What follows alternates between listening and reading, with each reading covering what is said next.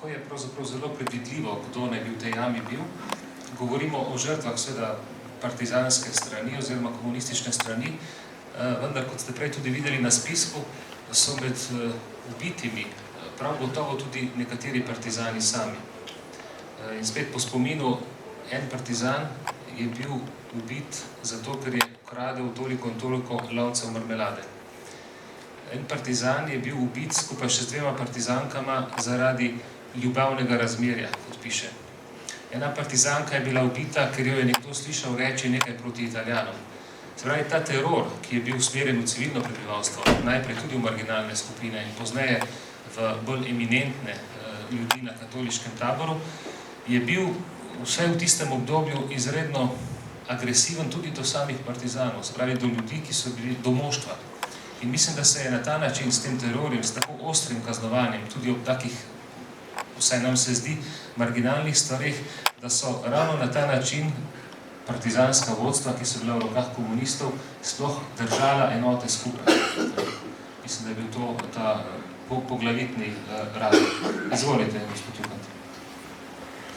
Mi smo lansko leto v širši civilni pobudi naslovili naše prizadevanje z resnica in sprava. To na temo sprave, pa tudi na splošno vprašanje resnice. Zelo lepo je bilo rečeno, komunizem je temeljil na laži in seveda ta laž se je zelo razširila, zato je seveda tudi utemeljeno ključno vprašanje, ki se odpira ravno tudi o pokopih in vsem tem, kako priti do resnice. Gospa Benčina iz Ribnice je v Rovtah to zelo jasno povedala, to imate zapisano, ne bom ponavljal. Po mojem mnenju je pa to vprašanje še veliko bolj kompleksno, veliko bolj zahtevno, tudi zaradi tega, ker smo na nek način s tem okuženimi vsi. In seveda gre za to, in to je pot do sprave, torej gre za to, to seveda ne velja zdaj samo revolucija. Revolucija je samo, bi rekel, najhujši krvnik resnice. Sicer je to tudi politika, pa tudi sicer naše življenje. Skratka, okrog resnice se moramo vedno znova prisebno boriti, sami s seboj, med nami in seveda tudi v družbi. Govorim pa o tem zato, ker je ta preteklost nas vse zaznamovala je tudi naše javno politično delovanje, tudi delovanje komisij, zaznamovalo je žal tudi nas cerkev in tudi nas kristjane, seveda zelo različno. In mislim, da je pa pot k spravi ravno v tem, da vedno bolj poskušamo prihajati do resnice, vsak v sebi, z prisebnostjo, odprtostjo do Boga, tudi v naših medsebojnih pogovorih. Ena gospa iz Argentine, pravzaprav ne gospa, gospodična, vaših let, mi je rekla, pravi, mi se v argentinskih družinah veliko pogovarjamo in tako pravzaprav tudi otroci začutijo, kaj je pravzaprav tisto, kar je treba, kar je. Pravi, imamo tisto, da se pri vas zelo malo pogovarja, zato tudi mladi ljudje nekako ne čutijo in prihaja do razkoraka. Se pravi, za resnico do resnice prihajamo v pogovoru, v odprtosti, v medsebojnem delovanju in seveda tudi v medsebojnem delovanju javnih ustanov, političnih strank in tako dalje, kjer je seveda izjemno pomembno in danes žal smo vedno v vtisu, da po vseh strankarskih paradigmah, če tako rečem, se težko dokopavamo do resnice. In seveda tudi, ker je to zahteven proces, ampak to je pa pot k spravi, kajti ko bomo imeli častino, potem bomo tudi lažje našli pot skupaj. Hvala. Gospa Martina, vi ste bili najdalj časa s temi žrtvami tudi na nek intimen način pravzaprav. In vam je bila resnica najbolj evidentna. Kako vi gledate na proces sprave ali pomiritve, kot rečejo tudi nekateri? Stvar je, da po moje je treba pač izpostaviti dejstva. Glejte, meni so na začetku rekli, je najbolj, da ne povem, da so bili otroci. Jaz pa sem rekla, glejte, to je tisto, kar sem našla, to je to. Tako da, meni se zdi, da je treba to narediti, ne? Povedati stvari, tako kot so pač, tako kot jih vidimo, no? A veste.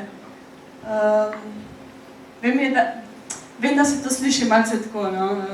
Nenavadno, da mogoče je treba še malo bolj vse razčistiti ali karkoli, ampak meni se zdi, da vse vemo, kako je bilo. Ni treba samo govoriti. Kako je pa na vas delovalo?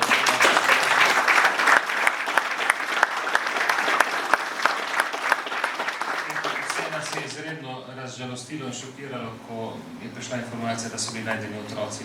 Vi ste to ugotovili, kako je to na vas osebno delovalo? Po pravici povedano sem upala, da gre za živalske kosti.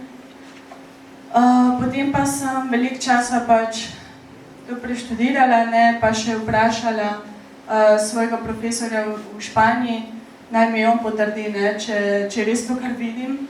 In je rekel, da je pač, da nažalost to gre za otroke. To seveda me je zelo pretreslo, ampak ja, to je pač tako. To je treba povedati. Ne? Ja. Gospod Mihevc, vi sami imate v družini primer, ne, tudi ljudi, vaši strici, ki so izgubili življenje in za njih niste vedeli. Če lahko tako na kratko osvetlite to pot od zanikanja in prikrivanja pa do tega, da zdaj lahko ne samo o tem odkrito govorite, ampak tudi delate in pomagate drugim, da pridejo do resnice. No, sej, ne vem, kaj bi pravzaprav povedal. Doma so rekli, kar se pogovarjamo doma, ostane doma, v šoli pa od zunaj se govori drugače. Nekaterim ljudem smo rekli gospod in smo jih nazivali gospod, nekaterih pa niti nismo nazivali ni tovariški, to je bilo težko reči, razen v šoli. No. Cel čas smo živeli, pa se najbolj poznate, nekako dvojno, ne? Uradno pa doma.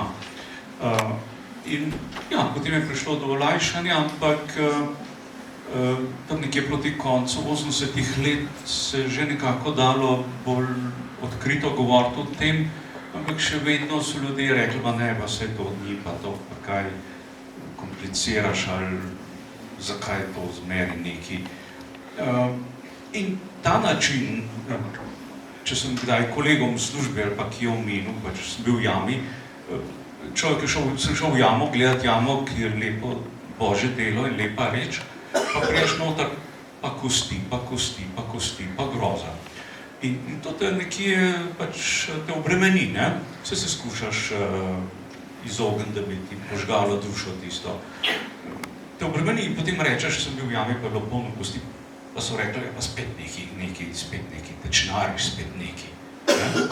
In žal, takšen način reagiranja je še vedno navzoč, danes je dosti bolj prefinjen, pa vendar ne gledati nazaj, da se raje ozreti v prihodnost. Ne? Tako da počasi se stanje izboljšuje in tudi to pomeni, da se nekako normaliziramo.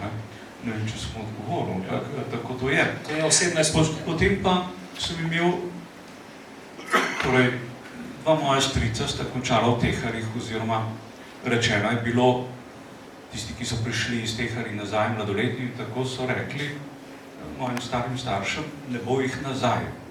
Niso rekli, so jih ubili, ampak ne bo jih nazaj. Težko je povedati ljudem, kaj je težkega. Torej, ne bo jih nazaj. In to so moji stari starši vedeli že, in seveda tudi moja mama, to so vedeli že avgusta leta 1945. In potem slišiš, ko reče nek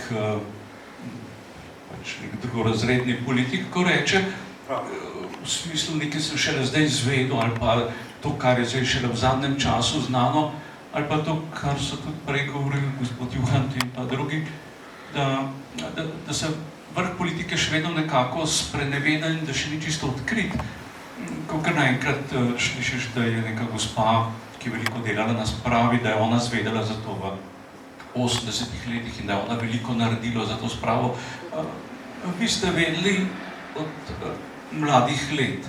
cel čas za te poboje, to se je skozi vedlo. Nekateri politiki, ki so zdaj, pa so to odkrili šele v poznih 80-ih, 90-ih letih. Ampak tako to je. Stvari se izboljšujejo, gre na bolje. Kaj ne rečem? Zdaj lahko o tem govorimo, brez kakšnih hujših stigem kar naprej, je pa še vedno čutiti nek krč od zadaj pri enem velikem delu ljudi, ko se o tem govori. Hvala, dr. Mihels. Stvari se premikajo tudi po zaslugi, kot je prej omenil dr. Granda, mladih strokovnjakov, ki se tega lotevajo neobremenjeno in z čistim etičnim pogledom. Dr. Belušče, kako vi iz tega spoznanja, ki ste ga bil deležen skozi to raziskavo, gledate na proces sprave in to, kar bi bilo potrebno narediti najbolj nujno s tem v zvezi? Ja, čisto preprosto. To se, bom rekel, premišljeno ali pa tudi ne dogaja samo po sebi. Morda samo dva primera. Recimo ta procesija s križi, mislim, da je bilo to lansko leto na Kongresnem trgu.